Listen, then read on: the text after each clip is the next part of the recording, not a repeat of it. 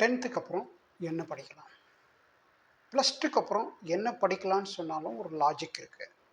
அதுவே 10க்கு அப்புறம் என்ன படிக்கலான்னு சொன்னா என்ன லாஜிக் இருக்கு அப்படின்னு நீங்க கேட்கறது எனக்கு கேட்குது.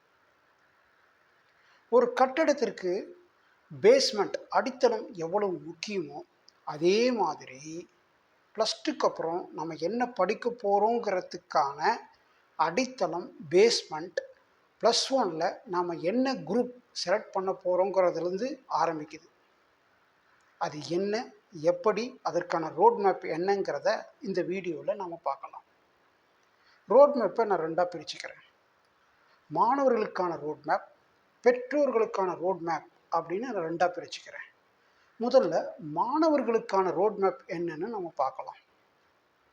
+1ல குரூப் பொதுவாக பார்த்தீங்கன்னா 4 குரூப் இருக்கும்.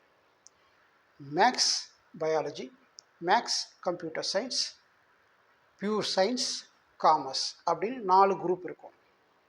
இப்போ ஒவ்வொரு குரூப்பும் எடுத்தா என்ன படிக்கலாங்கிறத பற்றி பார்க்கலாம். இந்தியாவில் இருக்கிற எல்லா சப்ஜெக்ட்ஸையும் 3 கேட்டகரியில் நம்ம கொண்டு வந்துடலாம். ஒன்று இன்ஜினியரிங், 2வது மெடிசன், 3வது ஆர்ட்ஸ் அண்ட் சயின்ஸ். இப்போ இன்ஜினியரிங் எடுத்துக்கிட்டீங்க அப்படின்னா பிஇ, பிடெக், ஆர்கிடெக்ட், பெட்ரோகெமிக்கல், எல்லா டெக்னாலஜி பேஸ்ட் இன்ஜினியரிங் சப்ஜெக்ட்ஸ் எல்லாமே அந்த கேட்டகரியில் வந்துடும். மெடிசன் எடுத்துக்கிட்டீங்க அப்படின்னா MBBS, BDS, veterinary, nursing, DPharm, BPharm, occupation therapy, speech therapy, இப்படி மெடிசன் ரிலேட்டடாக இன்னும் 20 சப்ஜெக்ட்ஸ் இருக்குது. இது எல்லாமே மெடிசன் கேட்டகரியில் வந்துடும். 3வது arts and science. Arts and science எடுத்துக்கிட்டிங்கன்னா BSc computer science, BSc physics, BSc maths, BSc chemistry, BA literature, BBA, BCom, CA chartered accountant, law சட்டம், இது எல்லாமே ஆர்ட்ஸ் அண்ட் சயின்ஸ் கேட்டகரியில் வந்துடும். இப்போ நீங்கள் இன்ஜினியரிங் படிக்கிறதுன்னு முடிவு பண்ணிட்டீங்க. இன்ஜினியரிங் அதாவது டெக்னாலஜி பேஸ்ட் இருக்கிற சப்ஜெக்ட்ஸ் எது படிக்கிறதா இருந்தாலும் மேக்ஸ் பேசிக். மேக்ஸ் தெரியாமல், மேக்ஸ் சரியாக செய்ய முடியாமல் உங்களால் டெக்னாலஜி பேஸ்ட் கோர்ஸை கம்ப்ளீட் பண்ண முடியாது. அப்போ நம்ம எடுக்க வேண்டிய குரூப் என்ன? மேக்ஸ் பயாலஜி, அப்படி இல்லைன்னா மேக்ஸ் கம்ப்யூட்டர். இந்த குரூப்பை தான் நம்ம +1ல எடுக்கணும். சரி, இன்ஜினியரிங் படிக்கிறதுன்னு முடிவு பண்ணிட்டோம். இந்த 2 குரூப்பில் ஒரு குரூப்பை எடுக்கிறோம்னு முடிவு பண்ணிட்டோம். இது போதுமான்னு கேட்டால் போதாது. இன்ஜினியரிங்கை எங்கே படிக்க போகிறீங்கன்றதும் நீங்கள் முடிவு பண்ணணும். தமிழ்நாட்டில் இருக்கிற இன்ஜினியரிங் காலேஜில் படிக்க போகிறீங்களா, ஐஐடியில் படிக்க போகிறீங்களா, இல்லை ஐஐடிக்கு அடுத்த லெவலில் இருக்கிற IIIT, NIT போன்ற பெரிய இன்ஸ்டியூட்டில் படிக்க போகிறீங்களா, இல்லை டீம்டு யூனிவர்சிட்டியில் படிக்க போகிறீங்களா, இல்லை அதர் ஸ்டேட் இன்ஜினியரிங் காலேஜஸில் யூனிவர்சிட்டியில் படிக்க போகிறீங்களான்னு முடிவு பண்ணணும். நீங்கள் தமிழ்நாட்டில் இருக்கிற இன்ஜினியரிங் காலேஜில் படிக்கிறதுன்னு முடிவு பண்ணிட்டீங்கன்னா நீங்கள் போர்டு எக்ஸாமுக்கு மட்டும் கான்சன்ட்ரேட் பண்ணால் போதும். அதுவே இல்லை சார் நான் ஐஐடியில் ஜாயின் பண்ண போகிறேன் அப்படின்னீங்கன்னா ஜேஇ என்ட்ரன்ஸ் எக்ஸாம் எழுதணும். ஜேஇயில் 2 இருக்குது, JEE mains, JEE advance. JEE mains எழுதினவங்கெல்லாம் அட்வான்ஸ் எழுத முடியாது. உங்கள் கேட்டகரியில் எவ்வளவு கட் ஆஃப் அப்படிங்கிறத ஒவ்வொரு வருஷமும் முடிவு பண்ணுவாங்க. ஜென்ரல் கேட்டகரி அப்படின்னா 92%, ஓபிசின்னா 90% அப்படின்னு ஒவ்வொரு வருஷமும் முடிவு பண்ணுவாங்க. அந்த கட் ஆஃப் மார்க் நீங்கள் எடுத்தால் தான் உங்களால் ஜேஇ அட்வான்ஸ் எழுத முடியும். ஜேஇ அட்வான்ஸ் எழுதினா மட்டும்தான், அதில் நல்ல கட் ஆஃப் எடுத்தால் மட்டும்தான் உங்களுக்கு ஐஐடி காலேஜ் கிடைக்கும். சரி, இப்போ ஐஐடிக்கு இருக்கிற அடுத்து next level colleges IIIT, NIT போன்ற பெரிய இன்ஸ்டியூட்டில் நான் ஜாயின் பண்ணணும்னு முடிவு பண்ணீங்க அப்படின்னா நீங்கள் ஜேஇ மெயின்ஸ் எழுதுறீங்க இல்லையா, அதுவே போதும். ஜேஇ மெயின்ஸை பேஸ் பண்ணி தான் ஐஐடிக்கு அடுத்து இருக்கிற எல்லா காலேஜஸும் அட்மிஷன் கொடுக்குறாங்க. சரி, நான் டீம்டு யூனிவர்சிட்டியில் ஜாயின் பண்ணணும்னு முடிவு பண்ணியிருக்கேன் சார் அப்படின்னு நீங்கள் கேட்டிங்க அப்படின்னா ஒவ்வொரு டீம்டு யூனிவர்சிட்டியும் அவங்கவுங்க தனித்தனியாக என்ட்ரன்ஸ் எக்ஸாம் வைக்கிறாங்க. அந்த என்ட்ரன்ஸ் எக்ஸாம் எழுதுனீங்கன்னா அங்கே அட்மிஷன் கிடைக்கும். சரி சார், நான் அதர் ஸ்டேட்டில் இருக்கிற இன்ஜினியரிங் காலேஜில் ஜாயின் பண்ணணும்னு முடிவு பண்ணியிருக்கேன் அப்படின்னு நீங்கள் நினச்சிங்க அப்படின்னா அங்கே ஒவ்வொரு யூனிவர்சிட்டியும் ஒவ்வொரு காலேஜஸும் தனித்தனியாக என்ட்ரன்ஸ் எக்ஸாம் வைப்பாங்க. அந்த என்ட்ரன்ஸ் எக்ஸாமுக்கு நீங்கள் அப்ளை பண்ணி எழுதி நீங்கள் அங்கே அட்மிஷன் வாங்கலாம். தமிழ்நாட்டில் இன்ஜினியரிங் காலேஜில் நீங்கள் ஜாயின் பண்ணணும்னு முடிவு பண்ணிட்டீங்கன்னா நீங்கள் போர்டு எக்ஸாம் மட்டும் ஃபோக்கஸ் பண்ணால் போதும். இல்லை நான் அதர் காலேஜஸில் ஜாயின் பண்ணணும்னா நீங்கள் என்ட்ரன்ஸ் எக்ஸாமுக்கும் சேர்த்து ஃபோக்கஸ் பண்ணணும். உங்களுக்கு தெரியும் ஸ்டேட் போர்ட் சிலபஸ், சிபிஎஸ்சி சிலபஸ்ன்னு இருக்குது. இப்போது சிபிஎஸ்சி சிலபஸ் பேஸ் பண்ணி இருக்கிற ஸ்கூல்ஸ் எல்லாமே நீங்கள் +1 அட்மிஷன் வாங்கும்போதே 3 குரூப்பாக பிரிச்சுடுவாங்க. முதல் குரூப் ஐஐடி, அதாவது JE mains, JEE advance focus பண்ணுற மாதிரி ட்ரைனிங் கொடுப்பாங்க. ரெண்டாவது குரூப் ஜேஇ மெயின்ஸ், அதாவது ஐஐடிக்கு அடுத்து நெக்ஸ்ட் லெவலில் இருக்கிற காலேஜஸை ஃபோக்கஸ் பண்ணி ட்ரைனிங் கொடுப்பாங்க. மூணாவது குரூப் போர்டு எக்ஸாம் மட்டும் ஃபோக்கஸ் பண்ணுவாங்க. ஸோ இந்த மாதிரி அவங்களே அட்மிஷன் கொடுக்கும் போதே 3 குரூப்பாக பிரிச்சுருவாங்க. அதனால் கவலைப்பட தேவையில்லை. ஆனால் ஸ்டேட் போர்ட் சிலபஸில் படிக்கிறவங்க நீங்கள் தமிழ்நாடு காலேஜில் ஜாயின் பண்ணுறதா இருந்தால் பிரச்சனை இல்லை, நீங்கள் போர்டு எக்ஸாம் மட்டும் ஃபோக்கஸ் பண்ணால் போதும். இல்லை சார் நான் வேறு காலேஜஸ்லேயும் நான் அப்ளை பண்ணணும், அங்கே போய் அட்மிஷன் வாங்கணும்னு முடிவு பண்ணிங்கன்னா தனிப்பட்ட முறையில் நீங்கள் கோச்சிங் எடுக்கணும் என்ட்ரன்ஸ்க்கு. சரி, இன்ஜினியரிங் பார்த்தாச்சு. இப்போ அடுத்து மெடிசன் வரலாம். இப்போ மெடிசன் எடுத்துக்கினீங்க அப்படின்னா உங்களுக்கெல்லாம் தெரியும் நீட் எக்ஸாம். நீட் எக்ஸாம் ஒன்று தான், அதை ஒன்று நீங்கள் எழுதினாவே போதும், நீங்கள் அதை பேஸ் பண்ணி நீங்கள் அட்மிஷன் வாங்கிடலாம், எம்பிபிஎஸ் பிடிஎஸ் எல்லாம். மற்ற சப்ஜெக்ட்ஸ் எல்லாத்துக்குமே நீங்கள் போர்டு எக்ஸாமை கான்சன்ட்ரேட் பண்ணி போர்டு எக்ஸாமில் கட் ஆஃப் எடுத்திங்கன்னா போர்டு எக்ஸாமை பேஸ் பண்ணி நீங்கள் அட்மிஷன் வாங்கலாம். அடுத்து arts and science. Arts and சயின்ஸில் நீங்கள் எந்த ஸ்ட்ரீமில் படித்தாலும் போர்டு எக்ஸாமோட மார்க்கை பேஸ் பண்ணி தான் அங்கே அட்மிஷன் நடக்கும். அதனால் நீங்கள் போர்டு எக்ஸாம் மட்டும் கான்சன்ட்ரேட் பண்ணால் போதும். லாஸ்ட் 2 இயர்ஸாக சில விஷயங்களை நான் அப்சர்வ் பண்ணியிருக்கேன். அதை பற்றி உங்கள்கிட்ட பகிர்ந்துக்கணும்னு நினைக்கிறேன். எதை பற்றி அப்படின்னா, நம்ம தமிழ்நாட்டில் இருக்கிற இன்ஜினியரிங் காலேஜு எல்லாமே போர்டு எக்ஸாமில் இருக்கிற கட் ஆஃபை பேஸ் பண்ணி தான் அட்மிஷன் நடக்குது. அது எல்லாம் உங்களுக்கு தெரியும். அதில் இருக்கிற இஷ்யூ தான் நான் சொல்கிறேன். இப்போ பார்த்தீங்க அப்படின்னா ஸ்டேட் போர்ட் சிலபஸில் படிக்கிற பசங்க, சிபிஎஸ்சி சிலபஸில் படிக்கிற பசங்க, இது ரெண்டும் தமிழ்நாடு இன்ஜினியரிங் காலேஜுக்கு அப்ளை பண்ணுறாங்க. அப்ளை பண்ணும்போது நான் பார்த்த விஷயம் என்ன அப்படின்னா, ஸ்டேட் போர்ட் சிலபஸில் படித்த பசங்களுடைய கட் ஆஃப் அதிகமாக இருக்குது. ஆனால் சிபிஎஸ்சி சிலபஸில் படித்த பசங்களுடைய கட் ஆஃப் வந்து கம்மியாக இருக்குது. அதனால் என்ன நடக்குது அப்படின்னா, ஸ்டேட் போர்ட் சிலபஸில் படிக்கிற பசங்க கட் ஆஃப் அதிகமாக இருக்கிறதால அவங்களுக்கு பிடிச்ச காலேஜ், அவங்களுக்கு பிடித்த சப்ஜெக்ட் ஈஸியாக கிடச்சிடுது. ஆனால் சிபிஎஸ்சி சிலபஸில் படித்த பசங்களுடைய கட் ஆஃப் கம்மியாக இருக்கிறதால அவங்களுக்கு பிடிச்ச காலேஜ், அவங்களுக்கு பிடிச்ச சப்ஜெக்ட் கிடைக்கிறதில்ல. அதனால் அவங்க டீம்டு யூனிவர்சிட்டி நோக்கி போக வேண்டியிருக்கு, இல்லைன்னா பேமெண்ட் கோட்டாக்கு சேர்த்து போக வேண்டியிருக்கு. இதுக்கு என்ன காரணம்னு நான் நினைக்கிறேன் அப்படின்னா, சிபிஎஸ்சி சிலபஸில் படிக்கிற பசங்களுடைய மேக்ஸிமம் அவங்களுடைய எய்ம் என்னவாக இருக்குன்னா, என்ட்ரன்ஸ் எக்ஸாம் எழுதி ஒரு நல்ல காலேஜுக்கு போகணும்.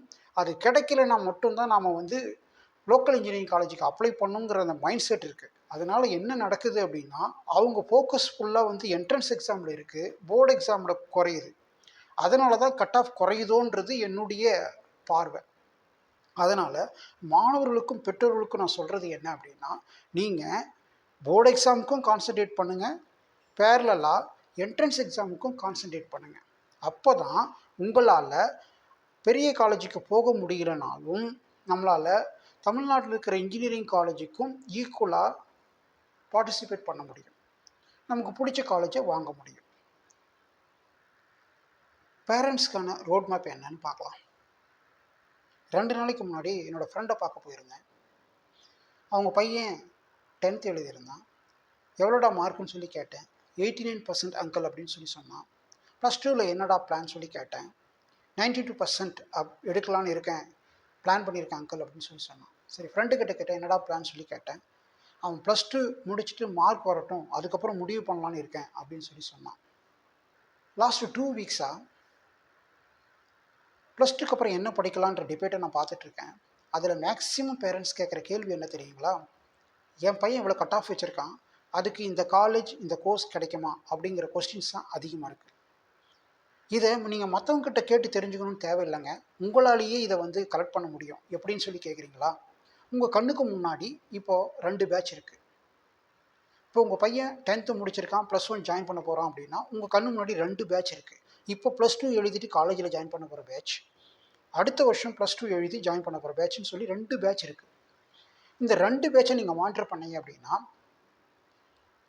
எவ்வளோ கட் ஆஃப்க்கு என்ன காலேஜ் என்ன கோர்ஸ் கிடைக்கும். அதாவது உங்கள் கேட்டகரியில் இப்போ நீங்கள் ஓபிசியோ இல்லை ஜென்ரலோ, இப்போ ஓபிசி எப்படி எடுத்துக்கிட்டிங்கன்னா, ஓபிசியை நீங்கள் மானிட்டர் பண்ணீங்கன்னா 2 பேட்சை நீங்கள் மானிட்டர் பண்ணீங்க அப்படின்னா, அந்த ஓபிசி கேட்டகரிக்கு எவ்வளோ கட் ஆஃப்க்கு என்ன காலேஜ் என்ன சப்ஜெக்ட் கிடைக்கும். அது என்ட்ரன்ஸை பேஸ் பண்ணியாகவும் இருக்கலாம், இல்லை வந்து போர்டு எக்ஸாம் பேஸ்டாக இருக்கலாம். ஸோ 2த்தையும் நீங்கள் எடுத்துக்கலாம். இப்போ தமிழ்நாடு இன்ஜினியரிங் காலேஜ் போர்டு எக்ஸாமை பேஸ் பண்ணி கட் ஆஃபை ஃபிக்ஸ் பண்ணுறாங்க. அது வந்து என்ட்ரன்ஸ் எக்ஸாமை கட் ஆஃப் ஃபிக்ஸ் பண்ணுறாங்க. அப்போது உங்கள் கேட்டகரிக்கு எவ்வளோ கட் ஆஃப்க்கு என்ன காலேஜ் என்ன சப்ஜெக்ட் கிடைக்கும் அப்படிங்கிறத நீங்கள் ஈஸியாக ஸ்டடி பண்ணி அந்த டேட்டாவை கலெக்ட் பண்ணிக்கலாம். ஸோ உங்கள் கையில் 2 பேட்சோட டேட்டா இருக்கும். +2 ஸ்டார்ட் பண்ணி படிக்க ஆரம்பிச்சிட்டான் உங்கள் பையன். அப்போ படிக்க ஆரம்பித்த உடனே உங்களுக்கு ஓரளவுக்கு கன்க்ளூட் பண்ண முடியும் அவன் எவ்வளோ கட் ஆஃப் எடுப்பான் அப்படின்னு சொல்லிட்டு. ஸோ ஆல்ரெடி உங்ககிட்ட 2 பேட்சோட டேட்டா இருக்கிறதால அந்த கட் ஆஃப்க்கு என்ன காலேஜ் என்ன சப்ஜெக்ட் கிடைக்குங்கிறத நீங்கள் யார்கிட்டையும் கேட்க தேவையில்லை, உங்ககிட்டயே அந்த டேட்டா இருக்குது. ஸோ உங்களுக்கு கன்ஃபியூஸ் ஆக வேண்டிய தேவையும் இல்லை, கவலைப்பட வேண்டிய தேவையும் இல்லை. ஸோ உங்களுக்கே கிளியர் கட்டாக தெரியும் இந்த கட் ஆஃப்க்கு இந்த காலேஜ் தான் கிடைக்கும், இந்த சப்ஜெக்ட் தான் கிடைக்கும் அப்படிங்கிறத. இதில் இன்னொரு அட்வான்டேஜ் இருக்குது. உங்களுக்கு என்ன காலேஜ் என்ன சப்ஜெக்ட் தெரிஞ்ச பிறகு அதுக்கான செலவு எவ்வளோ ஆகுன்ற டேட்டாவையும் உங்களால் ஈஸியாக கலெக்ட் பண்ண முடியும். ஸோ அதுக்கேற்ற மாதிரி எஜுகேஷன் லோன் போகிறதா இல்லை நீங்களே வந்து அதை ரெடி பண்ணிக்கிறதா அப்படிங்கிற அந்த டிசிஷனையும் உங்களால் எடுக்க முடியும். 2வது சர்டிஃபிகேட்ஸ். என்னென்ன சர்டிஃபிகேட் வாங்கணுங்கிற அந்த டேட்டாவையும் நீங்கள் கலெக்ட் பண்ணணும். பார்த்தீங்கன்னா community certificate, OBC certificate, income certificate, creamy layer certificate, nativity certificate சொல்லிட்டு நிறைய சர்டிஃபிகேட்ஸ் நீங்கள் வாங்க வேண்டியிருக்கும். எல்லா சர்டிஃபிகேட்டையும் அட்வான்ஸாகவும் வாங்கி வைக்க முடியாது. சில சர்டிஃபிகேட்டை அந்த டைம் லைனுக்குள்ளே தான் வாங்க வேண்டியிருக்கும். ஸோ அது என்னென்ன சர்டிஃபிகேட், எங்கே வாங்கணும், எப்படி வாங்கணும், எப்போ சப்மிட் பண்ணணுங்கிற அந்த டேட்டாவை நீங்கள் கலெக்ட் பண்ணிக்கணும். இதை நான் ஏன் சொல்கிறேன்னா, சில பேர் வேறு ஸ்டேட்லேருந்து இங்கே வந்திருப்பாங்க, அங்கே கம்யூனிட்டி வாங்கியிருப்பாங்க, இங்கே ஓபிசி வாங்க முடியுமா, இங்கே இன்கம் சர்டிஃபிகேட் வாங்க முடியுமா, இங்கெல்லாம் இல்லை அங்கே தான் போய் வாங்கணுமா அப்படின்ற கன்ஃபியூஸ் நிறைய ஏற்படும். ஸோ கடைசி நேரத்தில் அந்த கன்ஃபியூஸ் ஏற்படாமல் இருக்கணும் அப்படின்னா, இப்போவே நீங்கள் அந்த டேட்டாவை கலெக்ட் பண்ணிவிட்டு இங்கே வாங்க முடியுமா இல்லை அங்கே தான் போய் வாங்கணுமாங்கிற அந்த டீட்டெயிலையும் நீங்கள் கலெக்ட் பண்ணிட்டீங்க அப்படின்னா, அப்போ உங்களுக்கு அந்த கன்ஃபியூஷனே இருக்காது, எந்த ஒரு டென்ஷனும் இருக்காது. சரி, 3வது விஷயம் என்னென்னா, இதுதான் மேஜர் இஷ்யூ. லாஸ்ட் 2 வீக்ஸாக டிபேட் பார்த்துட்ருக்கேன் இல்லையா, அதில் ஒரு மேஜர் $1 மில்லியன் கொஸ்டின் எல்லா பேரண்ட்ஸாலும் எழுப்பப்படுது. அது என்னன்னு கேட்குறீங்களா? பெஸ்ட்டு காலேஜா சப்ஜெக்டா, கம்ப்யூட்டர் சயின்ஸா, ஆர்டிஃபிஷியல் இன்டெலிஜென்ஸா, சைபர் செக்யூரிட்டியா, மெக்கானிக்கல் இன்ஜினியரிங்கா, ஆட்டோமொபைல் இன்ஜினியரிங்கா, ரோபோட்டிக்கா, ஈஸியா, ட்ரிபிள்இயா, என்ன படித்தா என் பையனுக்கு ஃப்யூச்சர் நல்லாயிருக்கும்? இந்த $1 மில்லியன் கொஸ்டின் நிறைய பேரால் கேட்கப்படுது. இதை மொத்தம் பொதுவாக இதுக்கு ஆன்சர் பண்ண முடியாது. உங்கள் பையனுடைய அகாடமிக் ரிசல்ட், அவனுடைய ஃபிசிக்கல் மென்டல் ஸ்டேட்டஸ், அவனுடைய இன்ட்ரெஸ்ட், அதுக்கப்புறம் உங்களுடைய ஃபினான்ஷியல் ஸ்டேட்டஸ், இது எல்லாமே ஒரு கால்குலேட் பண்ணி அதுக்கப்புறம் ஒவ்வொரு சப்ஜெக்டினுடைய ஃப்யூச்சர் அதை அனலைஸ் பண்ணணும். ஏன்னா டே டு டே இப்போ வந்து மாறிட்டே இருக்குது. அந்த இப்போ நீங்கள் வந்து இப்போ ஒன்று வந்து இதுதான் பெஸ்ட்டு நாங்கள் இப்போ சொல்கிறோன்னு வச்சுக்கோங்களேன், அவன் 4 இயர்ஸ் கம்ப்ளீட் பண்ணி வரும்போது அது மாறி இருக்கும். ஏன்னா முன்னாடியெல்லாம் பார்த்தீங்கன்னா ஒரு மாற்றம் ஏற்படுறதுக்கு 10 இயர்ஸ் அல்லது 5 இயர்ஸ் இருந்தது. இப்போ அப்படி இல்லை, 2 வருஷத்துக்கு ஒரு முறை அந்த டெக்னாலஜியே மாறிடுது. அப்படி இருக்கிற பட்சத்தில் நாம் அப்பப்போ அப்டேட் பண்ண வேண்டி இருக்குது. அதனால் நம்மளால் எதுவுமே இதுதான் கரெக்ட் அப்படின்னு நம்ம சொல்ல முடியாது.